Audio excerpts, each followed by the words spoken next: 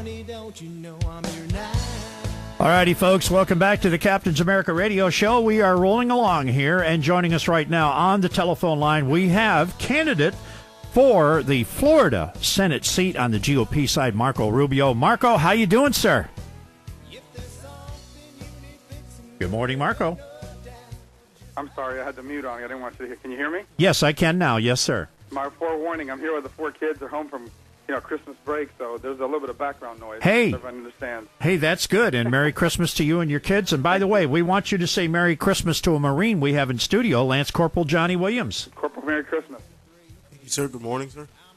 Thank you for your service. Thanks for keeping my kids safe. Thank you, sir. Appreciate the support. All right, Marco, we're going to get right to it because, of course, we've got a lot of information going on this morning. Obviously, our friend Don Baldoff from FloridaOil sent your people a question about the Submerged Lands Act and about using our own oil and drilling building a refinery here on the Gulf Coast of Florida. Now, your thoughts on that? Well, first of all, let me say that I'm supportive of all this, the entire general concept. And, in fact, I think the question is much bigger than just oil. It talks about state sovereignty in general.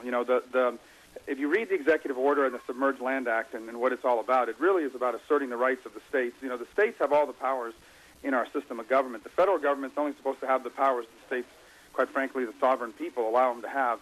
And that's what this executive order does. Is it asserts the states' rights over lands off of its coast beyond the 3-mile limits. So the concept of the state asserting its rights and saying, from now on, we're going to have jurisdiction over these waters and use it to the benefit of our people is a concept that not only am I supportive of, but a concept that I think needs to be explored not just on the issue of drilling, but on a number of other issues as well. And I also encourage folks to look at the 10th Amendment resolution that's been filed in the Florida legislature by a couple of very good legislators, Scott Plakin in Orlando and Kerry Baker, which does the same from a general concept of asserting the state's rights or the state's sovereignty.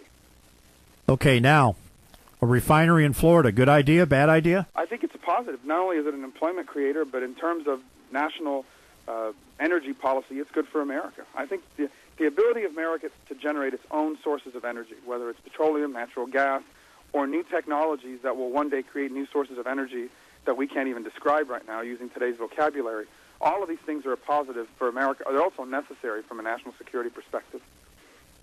Okay, folks, we're speaking with Marco Rubio. Marco Rubio, the GOP candidate, one of the candidates for Senate